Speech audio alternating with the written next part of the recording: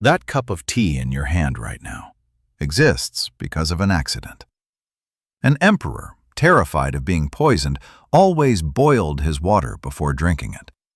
One day, the wind blew a few leaves off a nearby tree straight into his pot.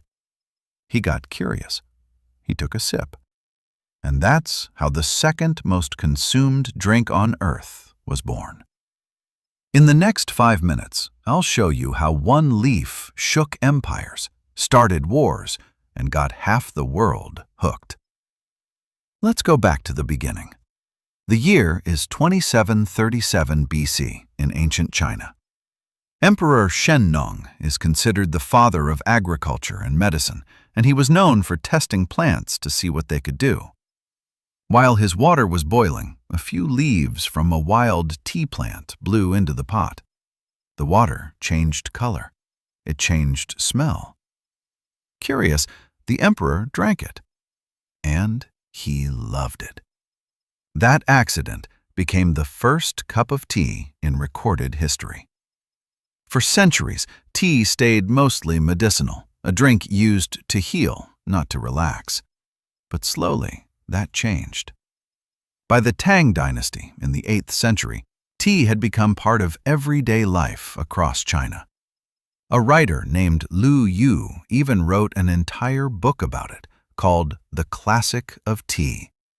It was the world's first tea encyclopedia. Preparing tea stopped being a simple task. It became a ritual, almost an art form. From China, tea began to travel. Buddhist monks carried it to Japan, where it evolved into something new, the Japanese tea ceremony, a slow, meditative ritual still practiced today.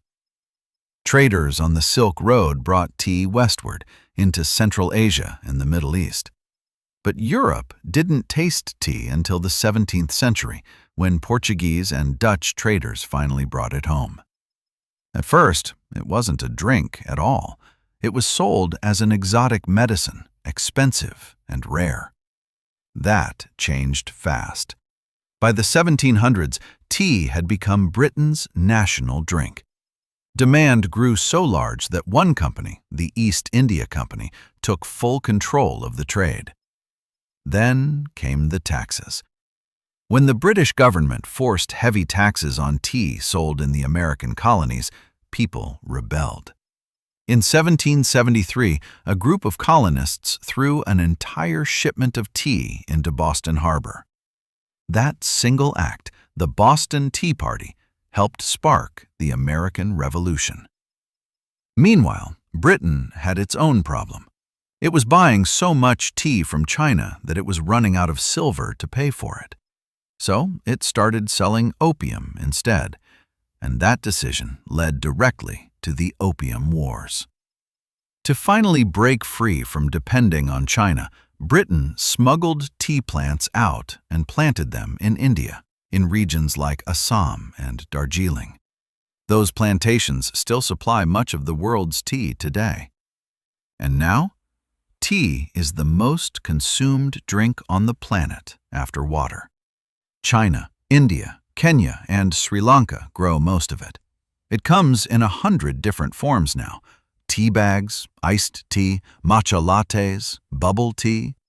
But it all traces back to the same accident thousands of years ago, in one emperor's pot.